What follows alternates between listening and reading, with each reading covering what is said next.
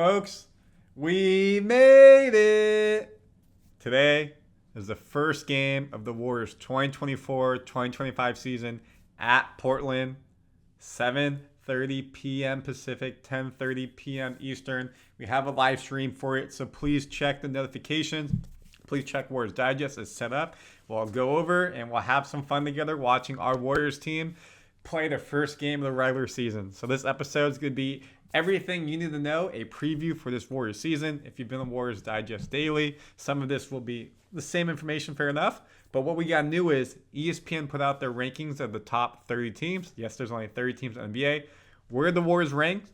What's their skill set? What are they going to be good at? What are they going to be need some help with? Who are the top players? Where do they rank in the top 100? So much to go over. In addition, we'll go over what my projections are for the team. So much here. Warriors Digest, Randy Silver, thank you for being with us.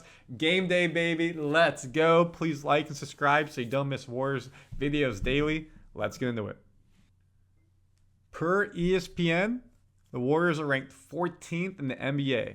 BPI's overall ranking is 16th. ESPN has them at 14th. Chances to make the playoffs, sub 50%, 47%. Projected wins, 41.8. Last year, the Warriors had 46 wins, so they think without Chris Paul, without Klay Thompson, they're going down basically 4 wins.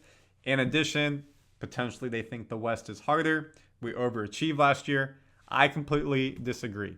I think, and I'm going to go over this more depth towards the end of the video, we have 49 wins. You're missing 2 games because they haven't been scheduled due to the NBA Cup. Depending what you do there, you either will have the semifinals and finals, or they'll schedule 2 games for teams that aren't in the semifinals or finals as well. I have us at 49. ESPN has us at 42. Other places are between 42 to like 44. So I got faith in our team. Comment your thoughts. How many wins do you think the Warriors have? And let's debate in the comments.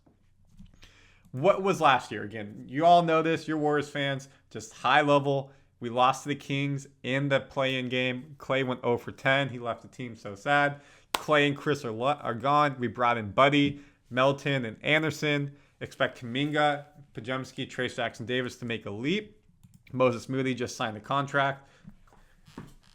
And we have more wing players. We shot basically 39% from 3 in the preseason. If we can do that in the regular season, we'll be a top 3 team in the NBA in 3-point percentage. We'll win games because of that.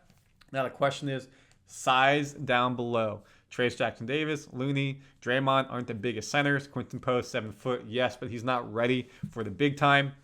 When we play somebody like Cat, who's on the Knicks now, when you play Rudy Gobert on the Timberwolves, when you go against Zach Edey on the Grizzlies, you got Wemby with the Spurs. Those type of players, Jokic with Denver's always killed us, even inside, outside. How are we going to be able to defend them? That's going to be key. It's been like kryptonite the past couple of years. Biggest strength and weaknesses. Let me blow this up. If their preseason numbers mean anything, the Warriors should be one of the top 3-point teams in the league. They've averaged 32 points, as I already said, from 3-point. Whether this level of shooting is sustainable in the regular season is up for debate, but Golden State will continue to emphasize shooting and fast-paced offense. The Warriors are looking to work on their defense, particularly in transition. Last season, Golden State allowed the 6th most points in transition per game, and the 1.17 points per possession in the Warriors allowed in transition was the 3rd most in the NBA. The Warriors were in the 17th percentile of transition defense and overall has had 15th ranked defense in the NBA. So, what's that basically saying? We give up too many points on defense, especially in transition. That is why Jerry Stackhouse was brought in to, 1, develop the younger players, but 2, to work on the defense. New assistant coach Terry Stouts was brought in to be able to work on the offense. And we've seen what he's been able to do, the former coach of the Trailblazers, what he did with McCollum and Lillard in Portland. We're seeing some of that there with the off-ball movement. It's very similar to the Warriors offense. It's been a pretty seamless mesh. But Kerr's harped in this offseason, limiting turnovers, sub 15 a game. That's something I talk about. Transition defense, transition offense to get easy buckets, and making sure we're set up on defense and not having mental lapses. That's why Moody didn't play a lot. That's why Kuminga potentially didn't play a lot. He felt like they weren't ready on defense the past couple of years.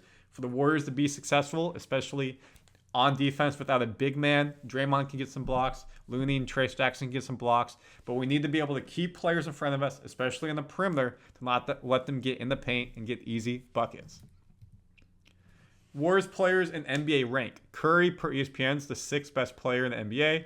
Draymond Green, 66. Podziemski cracks the list after a first-team All-Rookie, 78.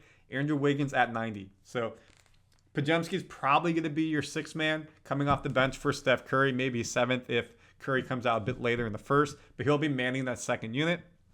Wiggins starting at the 2. Kuminga the 3. Draymond at the 4. Trayce Jackson-Davis 5. Curry 6. Next year, I need to see Kuminga on this list. If he wants that NBA max, he needs to be in the top 100. I have no issues with this at all. I think this is very fair. What we need to watch, Green's availability. Yes, we know, folks, he missed 27 games last year, 21 of those due to the suspension. Twice were long suspensions, once against the Timberwolves and once against the Suns. The Warriors went 13-14 and allowed 119 points per game in his absence. When he played in those 55 games, they went 32-22 and allowed only 113 points per game. That's why I think this team is being underperformed, but also I think this is also why, with the players coming in, last year we could have been better than 46 wins.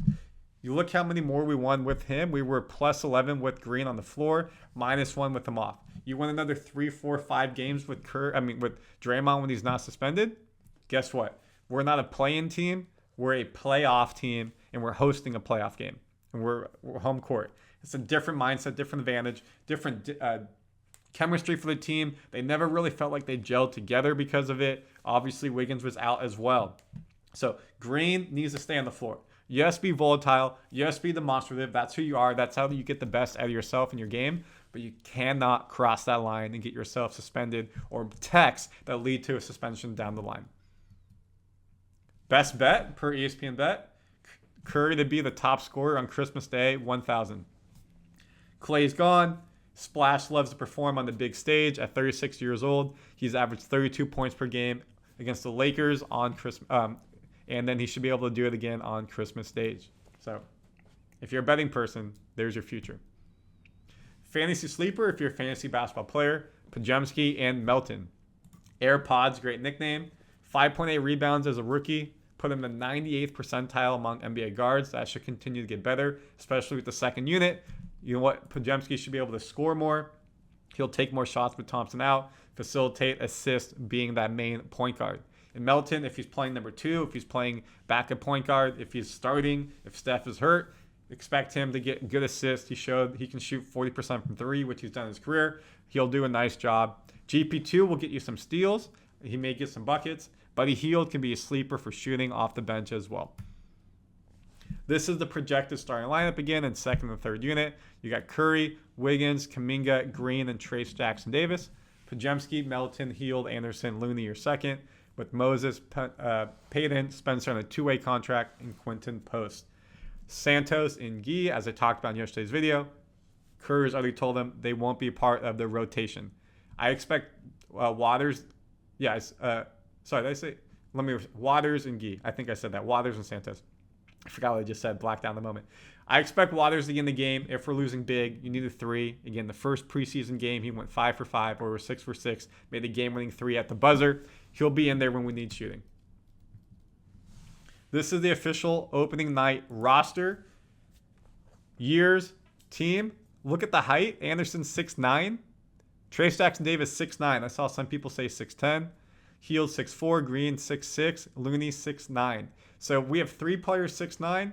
Quinten Post is 7 foot, 2-way contract. Don't expect him to do a lot. Curry listed at 6'3". Podziemski at 6'4". This is official directly from the Warriors. This is your opening night roster. This is the sizes, weights, and everything like that. You look at Quinten Post again, 7 foot, 250. He's a very skinny 250. He needs to put some weight on that body. So this is what I have for the Warriors. Again, 49 wins, 31 losses, 29-11 at home, 20-20 on the road. Breaking even on the road is great. We know one year we won like 3 or 4 games on the road, which is brutal. You've broken out by month over month. I think, again, 4-1 in the first 5 in October is very doable. 2 on the road to start Portland and Utah. Come home for the Clippers, who are missing Kawhi. No more Paul George. Should be 3-0. Then you have a back-to-back with New Orleans at home. Probably take 1 or 2. Hard to win a back-to-back. Then the schedule gets a bit trickier with Houston, Washington, Boston, Cleveland, OKC, Dallas, Memphis. That is a pretty grueling schedule. We'll really find out a lot about the team right there. And then you end the month with Brooklyn, OKC, and Phoenix. You can see there's some NBA Cup games in there as well. Then you start December with Denver, Houston, Minnesota, Memphis, Minnesota. Yes, 3 times in a short amount, a lot. And then you get Indy and then Christmas with the Lakers. For January, you look right here, 5 and 6 straight at home. So this is when we should really excel. We have a lot of home games. I have us at 10 and 6. It's not the easiest schedule at home, but we'll know a lot in January. Then you get to the trade deadline, All-Star break around February. I think we'll go 5 and 6, 7 straight away, which is tough. That's that East Coast type of swing. You got Atlanta, Miami, New Orleans, San Antonio, Philly, Charlotte, Knicks, Brooklyn. That's a lot on the road, end of February, beginning of March. And then it takes you into March and April, where hopefully we're finishing strong and being in the top 5. I think we'll end up with 50 wins. ESPN Bets has them at like 41, 42. Vegas has them 42, 45, depending where you're at. So again, comment your thoughts. Where do you think you're at? Comment your thoughts on this sheet. If you want me to make this available for you to keep, I'll be referencing this day over day, week over week, month over month, and we'll see how close I am on my projections. So folks, again, Warriors land, let's go. Let's go, baby. We have a live stream coming for you later today. First game of the season. Let's go. Let's be together. Please like and subscribe. Go ahead and hit notifications. Go ahead and hit waiting room for that live stream. And the 2024 season, 2025 season is here. Let's get it. Warriors fans, out.